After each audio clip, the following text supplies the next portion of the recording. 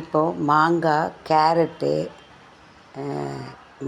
Carrot, வெங்காயம், கொஞ்சம் காய வச்ச கீரை, தக்காளி, பூசணிக்காய், முருங்கைக்காய், இஞ்சி, வெள்ளைப்பூடு, குடமிளகா இது எல்லாத்தையும் எடுத்து வச்சுருக்கேன்.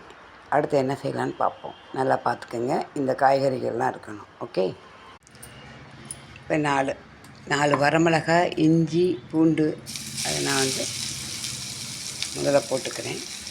போட்டு இந்த பூண்டு ஸ்மெல்லு போகணும். ஓகேவா? கொஞ்சம் நேரம் வதக்கணும். இப்போ தேவையான அளவு மஞ்சள் பொடி போடணும். வீட்டிலே திரித்த மஞ்சள். அது மஞ்சள் எப்படி வாங்கி அதை எப்படி மஞ்சள் பொடி பண்ணணும்னு சொல்லியிருக்கேன். அந்த லிங்கை போய் பார்த்துக்கணும். ஓகே. கூடி மட்டும் நம்ம வீட்டிலே எல்லா மசாலா பொடியும் செஞ்சு ஃப்ரெஷ்ஷாக சமைக்கலாம்.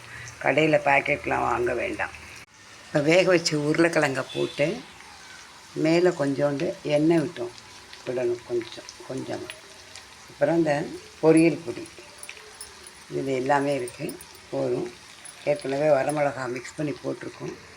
பொரியல் பொடியிலையும் கொஞ்சம் வரமிளகா இருக்குது. இவ்வளோ காரம் போதும். தேவையான அளவு உப்பை போட்டு நல்லா கிளறி விட்டு 1/2 டம்ளர் தண்ணி விடணும். 1/2 டம்ளர் தண்ணி விட்டு நல்லா கலந்து விட்டு இதை மூடி ஒரு 10 நிமிஷம் வைக்கணும். மிக்ஸ்டு தால் ரெடி.